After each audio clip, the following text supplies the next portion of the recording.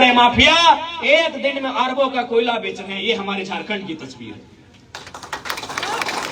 ये हमारे झारखंड की तस्वीर है। एक दिन में क्या बताइए, हम मेहनत करके जंगल जाते हैं, पत्ता तोड़ के लाते हैं, दतवन तोड़ के लाते हैं, लकड़ी चुन के लाते हैं, उसे मार्केट में ले जाके बेचते हैं। कितना रुपए मिलता है? ए दादी लोग बताइए आप, कितना रुपए मिलता है? 100, 150, 200, 300, इतना ही ना। यानी दिन भर मेहनत करने के बाद आपको मिलता है 300। और यहाँ माफिया लोग दिन में 3 लाख से लेकर 30 करोड़ तक कमाते हैं।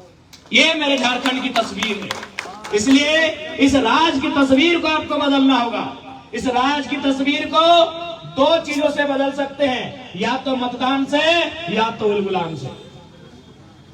हम चाहेंगे कि पहली तस्वीर, पहला प्रयास मतदान से हो, यानी अच्छे नेताओं को चुनना है।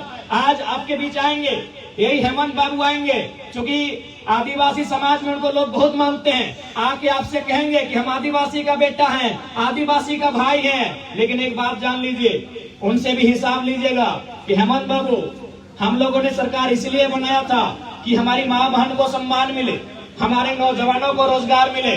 1000 रुपए मैया सम्मान योजना के लिए हमने सरकार नहीं बनाया था। आज हेमंत सोरेन जी की पत्नी क्या है आपको मालूम है? गांडे की विधायक है। उनको विधायक बनने में कितना खर्चा हुआ मालूम है? 10 करोड़। एक विधायक बनने में, केवल कल्पना मैडम जी का विधायक बनने में खर्चा हुआ 10 करोड़। बताइए, अगर वो 10 करोड़ अगर वो गरीब गुरबों के लिए इन्वेस्ट करते, छोटे छोटे लघु उद्योग, छोटे छोटे कुटीर उद्योग या छोटी छोटी योजना, चाहिए 10 करोड़ में कम से कम 1000 को आदिवासी का घर चलता कि नहीं चलता? ये केवल बताते हैं कि हम आदिवासी का बेटा है, आदिवासी की सरकार है। लेकिन हमको लगता है आदिवासी की सरकार नहीं, सरकार में केवल उनका परिवार है। ये तो भला हो दीदी, ये तो भला हो कि हेमंत सोरेन, बसंत सोरेन और सीता सोरेन का बेटा और बेटी है ना, उसका उम्र 25 साल पार नहीं हुआ है। नहीं तो उसी परिवार में और 5 को विधायक होता। आप केवल वोट देते हैं, 15 किलोमीटर पैदल चल के आते, जंगल जाते, लकड़ी चुन के लाते, हाट में बेचते, और बस वही गरीबी में हम लोग का जिंदगी चल रहा है। सही बोल रहे हैं। जिस दिन हेमंत सोरेन जी, बसंत सोरेन जी और सीता सोरेन जी, इनका बेटा और बेटी की उम्र जिस दिन 25 साल पार होगा, वो विधायक होंगे। इस दिन के लिए झारखंड राज्य आपने नहीं बनाया था। इस दिन के लिए हमने झारखंड राज्य नहीं बनाया था। एक परिवार के लिए झारखंड राज्य नहीं बना था। ये झारखंड राज्य 3.25 करोड़ की आबादी के लिए बना था। ये झारखंड राज्य उनकी सुख सुविधा के लिए बना था। ये झारखंड राज्य उनके हक अधिकार के लिए, उनके न्याय के लिए बना था। लेकिन आज ऐसा लगता है कि झारखंड राज्य कुछ परिवारों का झारखंड राज्य बन के रह गया है। ये झारखंड राज्य हमने 81 विधायक बनाने के लिए अलग नहीं किया था। ये झारखंड हमने 81,000 नौजवानों को रोजगार देने के लिए अलग किया था। लेकिन आज हम 81 विधायक बना के रह गए। यही हमें लगता है बहुत सारी भाई लोग हैं जो आज CGL की तैयारी कर रहे हैं। कितने भाई हैं जो कॉलेज के छात्र हैं? हाथ खड़ा कीजिए। इतने हैं। बहन लोग, आप लोग कितनी हैं जो कॉलेज जाती हैं? आप लोग कॉलेज नहीं जाती हैं? अच्छा, स्कूल वाली हैं। आज CGL को लेकर बच्चे धरने में बैठे हैं। आज CGL में 25 से लेकर 30 लाख में पेपर लीक हुआ है। आप बताइए, इस बोरियो के क्षेत्र से मैं आपसे पूछना चाहता हूं, कितने माता पिता ऐसे हैं जो अपने बच्चों के लिए 25 लाख में नौकरी खरीद के देंगे? अरे आप तो छोड़िए, यहाँ हमारे पुलिसकर्मी भैया लोग हैं, छोटा बाबू है, बड़ा बाबू है। मैं इनसे ही पूछता हूँ, क्या ये लोग 25 लाख 30 लाख में अपने बेटे के लिए नौकरी खरीद पाएंगे? ये पुलिस में है, इनको शायद सरकार 50,000 रुपया तनख्वाह भी देती है, लेकिन 25 लाख में अपने बेटे के लिए नौकरी ये भी नहीं खरीद पाएंगे। तो हम और आप तो हाट बाजार करने वाले हैं, कहां से उनके नौकरी को खरीद पाएंगे? क्या गलत बोल रहे हैं? 25 नहीं 27 लाख में पेपर लीक का मामला सामने आया है। जब पकड़े गए, उन्होंने खुद स्वीकार किया है कि 27 लाख में धांधली हुआ है।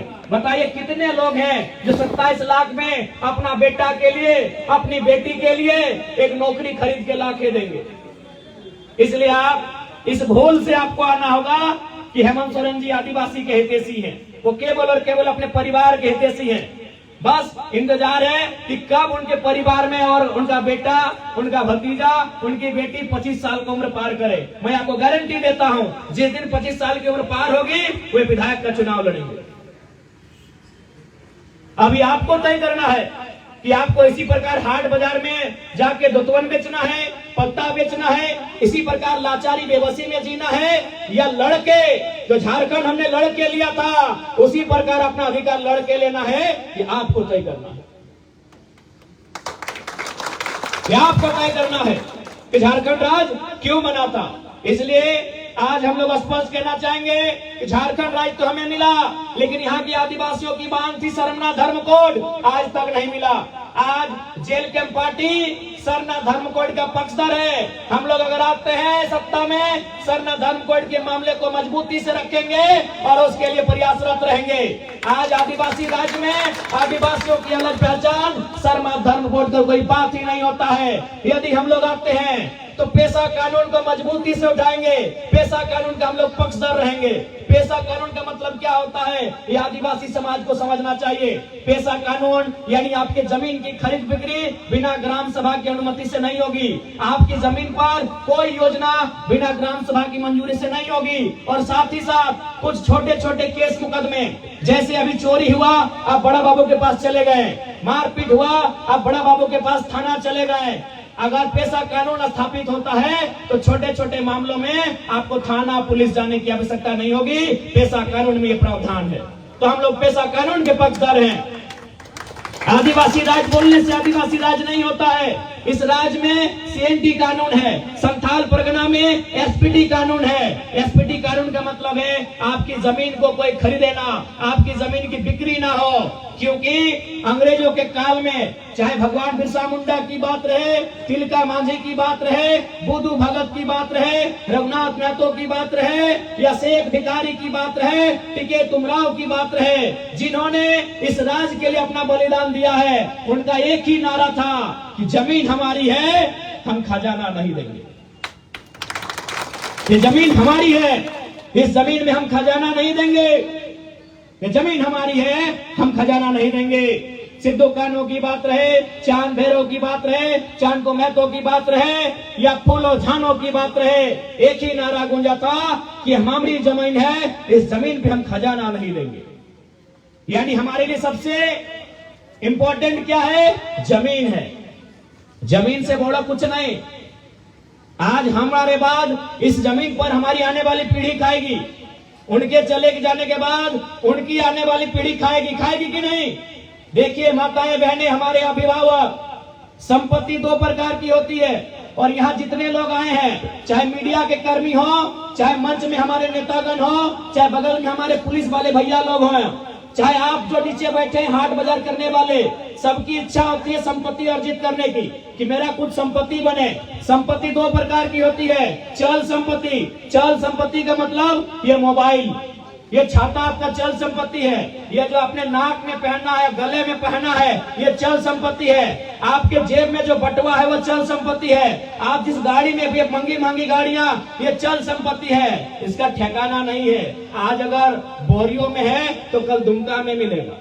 एक ही चीज का ठिकाना है, ये जमीन का टुकड़ा आज भी बोरियों में है और 100 साल बाद भी बोरियों में रहेगा।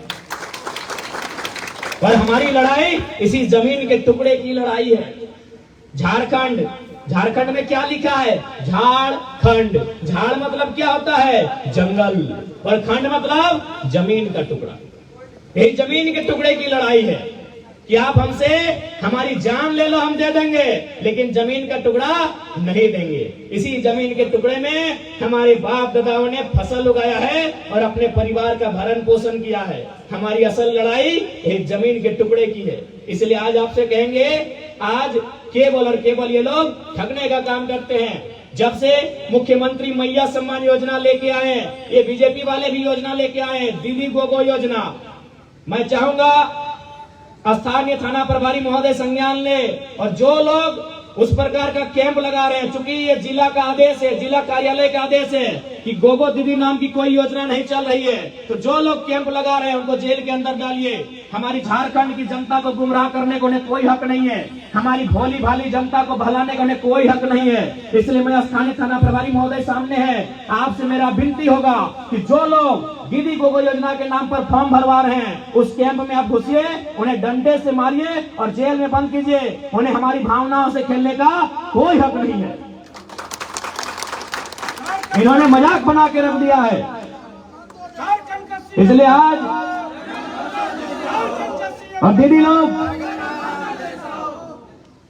दीदी लोग यदि मुख्यमंत्री की पत्नी, क्योंकि आप मुख्यमंत्री घर में रहते हैं, कल्पना भाभी ने जिम्मा संभाला है, यदि कल्पना भाभी आएंगी आपसे मिलने, ठीक है, आपकी बहू है, सम्मान कीजिए उनका, तिलक लगाइए, पांव धुलाइए, जो भी आपका नियम है कीजिए। लेकिन एक सवाल पूछिएगा कल्पना भाभी से कि भाभी आप 1000 रुपया देके इतना महिमा मंडन कर रही है, आप अपनी इतनी बड़ाई कर रही है, जैसे आपने हमको बहुत बड़ा कोई उपहार सोना चांदी दे दिया है। उनसे पूछिएगा कि बताइए तो भाभी आपकी सैलरी कितना है?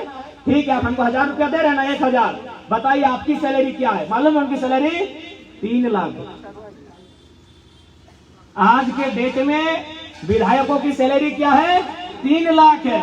उस हिसाब से हेमंत सोरेन जी की तनख्वाह 3 लाख, बसंत सोरेन जी की तनख्वाह 3 लाख, सीता सोरेन जी की तनख्वाह 3 लाख, कल्पना सोरेन जी की तनख्वाह 3 लाख और उनके पिताजी गुरुजी राज्यसभा सांसद हैं, उनकी भी तनख्वाह 3 लाख। तो 5 दिया 15 लाख, यानी उनके परिवार को जा रहा है 15 लाख और आपको दे रहे हैं 1000 और मंच में आके कह रहे हैं हमने बहुत बड़ा काम किया। अभी आपको सोचना है, ये आपको समझना है, ये आपको समझना है भैया कि उन्होंने कितना बड़ा काम किया है। अच्छा एक बात बताइए, मैया लोग का सम्मान कहाँ है? पहला बात, मैया का सम्मान मैया के सम्मान में नहीं है, मैया का सम्मान उसके भैया के सम्मान में होता है, मैया का सम्मान उसके बप्पा के सम्मान में होता है, मैया का सम्मान उसके पति के सम्मान में होता है। तो सरकार से बोलिए, बीजेपी वालों से भी बोलिए कि ये ड्रामा, ये मैया सम्मान का योजना का ड्रामा, ये दीदी को ड्रामा बंद कीजिए। यदि आपको सच में मैया को सम्मान देना है तो हमारे घर में जो पढ़े लिखे लड़का और लड़की है, जो पढ़ा लिखा लड़का लड़की है, उसको 15,000 से 25,000 का नौकरी कैसे मिले, ये बात कीजिए। उनको 15,000 से 25,000 का नौकरी कैसे मिले, ये बात कीजिए। क्या गलत बोल रहे हैं भैया लोग? क्या दीदी लोग गलत बोल रहे हैं? ए दादी गलत बोल रहे हैं क्या? ये 1000 में क्या होगा बताइए? 1000 रुपया में आपका राशन होगा, दाल चावल होगा, नमक होगा, तेल होगा, क्या होगा 1000 में? इसीलिए कहिए कि ये घकोसला, ये ड्रामा मत कीजिए।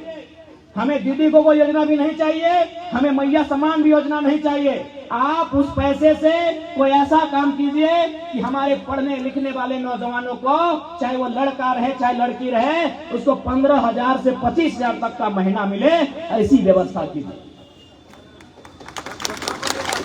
अब ऐसा नहीं आप सोचिएगा कि इस राज्य में पैसा नहीं है, इस राज्य में अगर पैसा नहीं है तो कहीं नहीं है, लेकिन सवाल है कि आपका पैसा है कहाँ? आपका पैसा नेताओं के दरबार में है, आपका पैसा भ्रष्ट IAS IPS की तिजोरी में है, आपका पैसा बेईमान कॉर्पोरेट की जेब में है। इस राज्य में अगर पैसा नहीं है तो क्या बंगाल में मिलेगा, बिहार में मिलेगा? अरे झारखंड जहां कोयला है, झारखंड जहां पत्थर है, झारखंड जहां यूरेनियम है, थोरियम है, ब्रोमाइट है, क्रोमाइट है, बॉक्साइट है, आयरन है, स्टील है, गैस है, बारूद भी है झारखंड में। यदि झारखंड में नौकरी नहीं है तो क्या बंगाल और बिहार में मिलेगा? बताइए। झारखंड में पैसा है, आपका पैसा नेता ऐश कर रहे हैं। जैसे अभी मुख्यमंत्री जी को एक दिन मन किया कि चलिए क्रिकेट खेलेंगे, पता है कितना खर्चा हुआ था? 70 लाख। 70 लाख में एगो योजना आ जाएगा, 70 लाख में एगो पंचायत में योजना आ जाएगा। मालूम है अभी झारखंड में जो मंत्री लोग हैं 11-12 को, उनका घर कितना में बना है? 6 करोड़ में।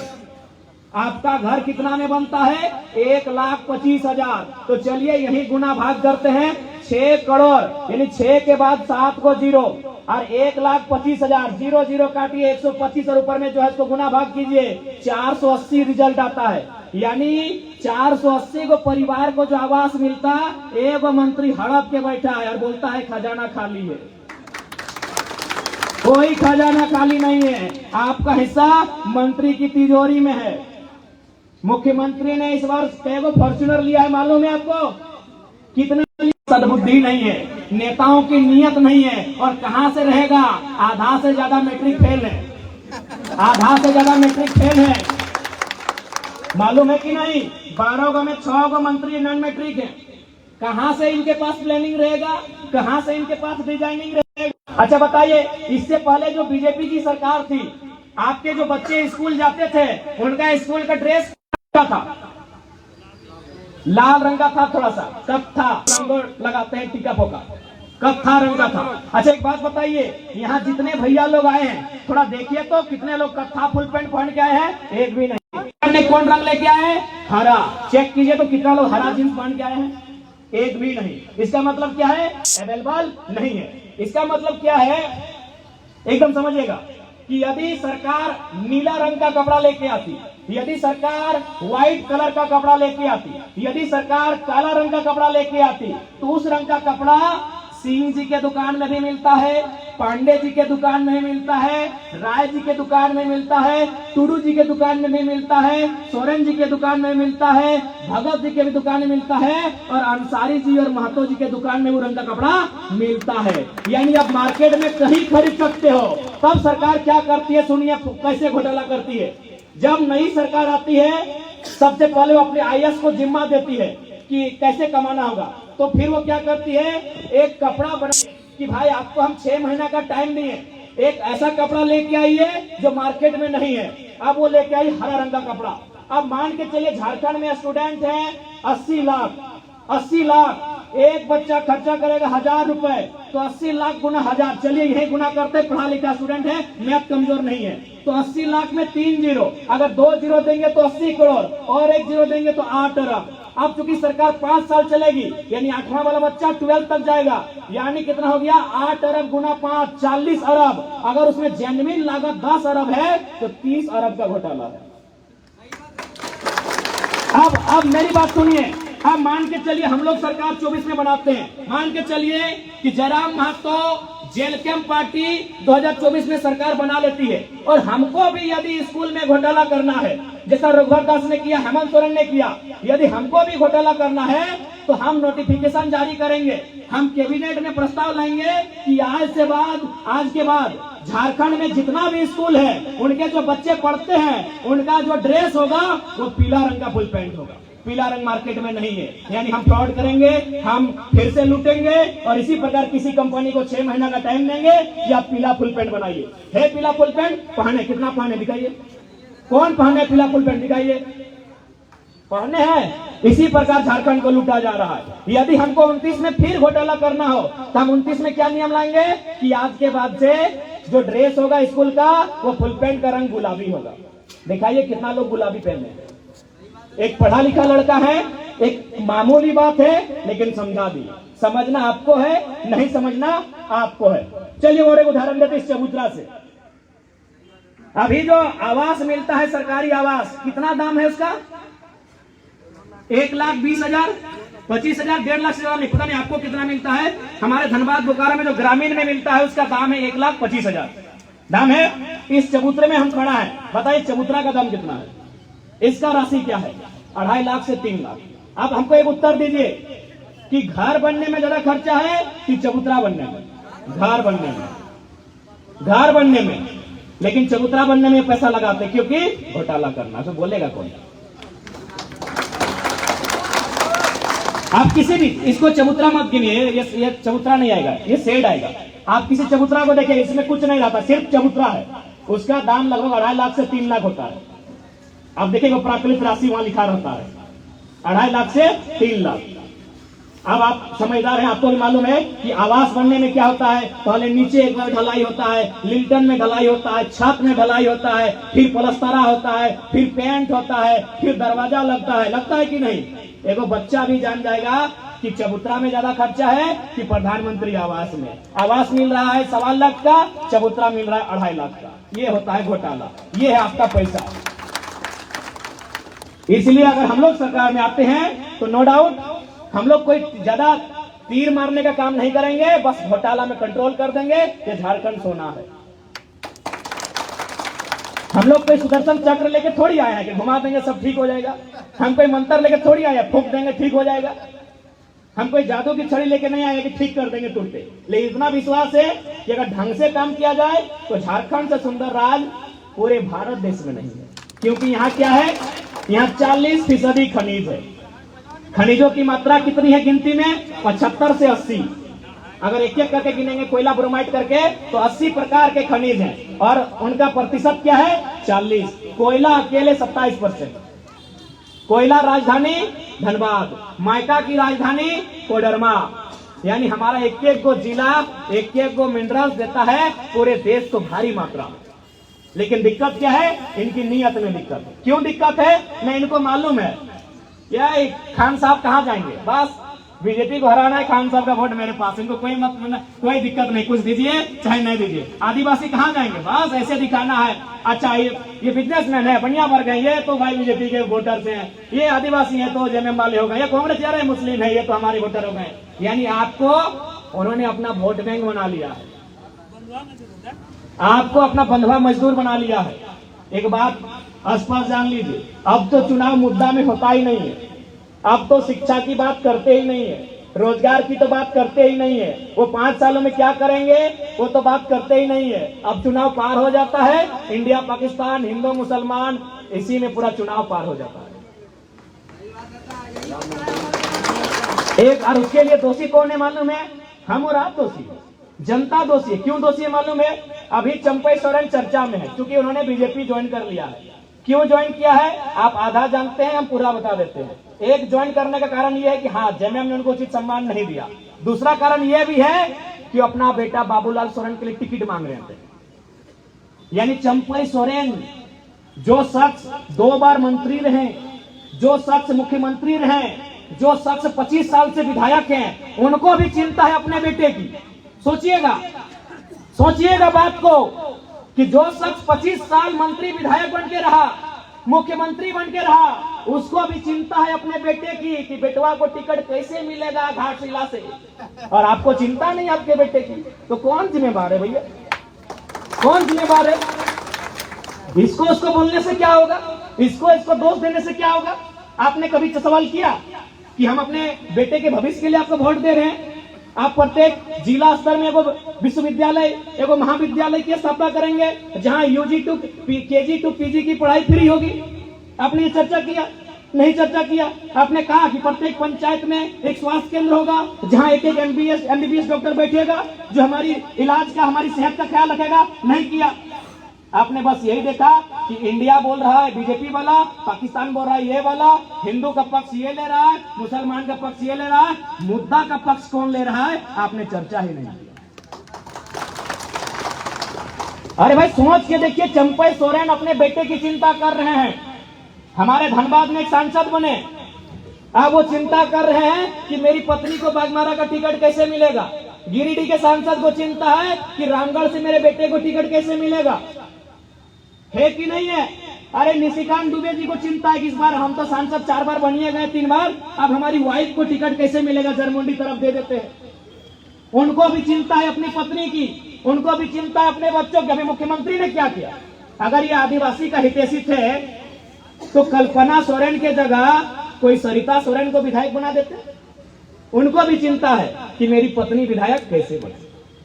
अभी सीता सोरेन जमा से अपनी बेटी को चुनाव लड़ाएंगी, 3 बार की विधायक, पूरा परिवार विधायक सांसद, फिर भी उनको चिंता है मेरी बेटी विधायक कैसे बनेगी। लेकिन आम जनता को चिंता नहीं है कि मेरा बेटा का शिक्षा का बजट क्या होगा, मेरी बेटी नर्स बनेगी उसका बजट क्या होगा, मेरे बेटे को 24 साल होने के बाद एक प्राइवेट भी नौकरी लगेगा तो उसका महीना का रेट क्या होगा। इस बात की चिंता ही नहीं आपको।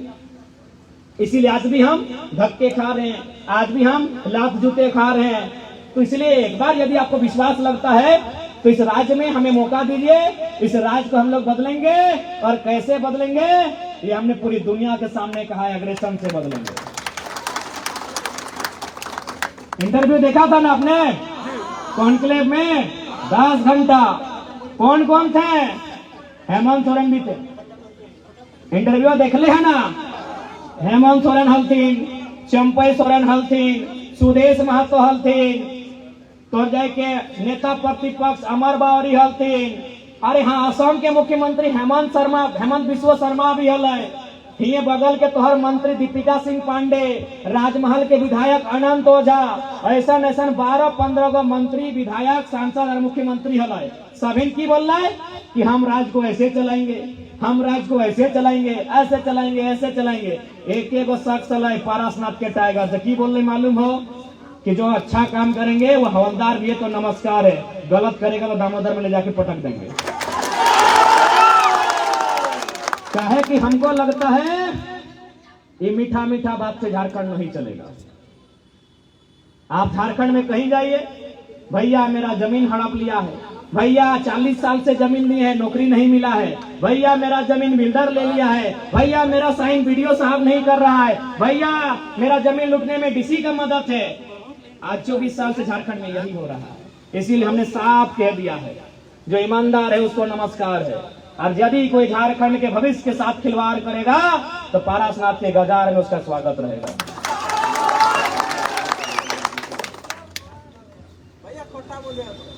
तो इसलिए अब तो नहीं के डिसाइड करना हो।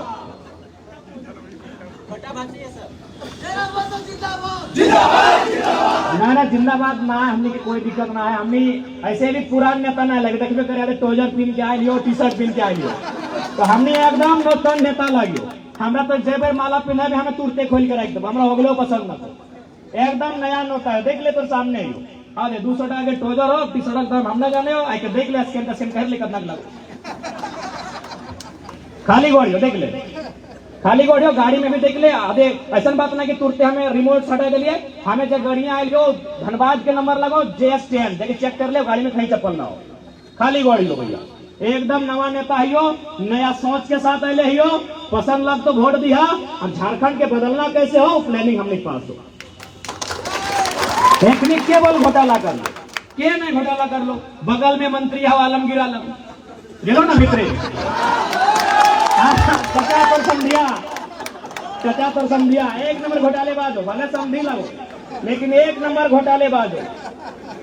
पूरा भितरे गेलो से खाते मुख्यमंत्री के बरहेट वाला प्रतिनिधि पंकज मिश्रवा गेलो ना भितरे, गेलो ना भितरे, कहे गेलो सब घोटालेबाज हो। इतना टका कमा लथुन, इतना टका कमाए लथुन कि पेटवा से बाहर आए गेलो। तो ईडी तो देखबे करतो, ईडी तो देखबे करतो, सब गेलो।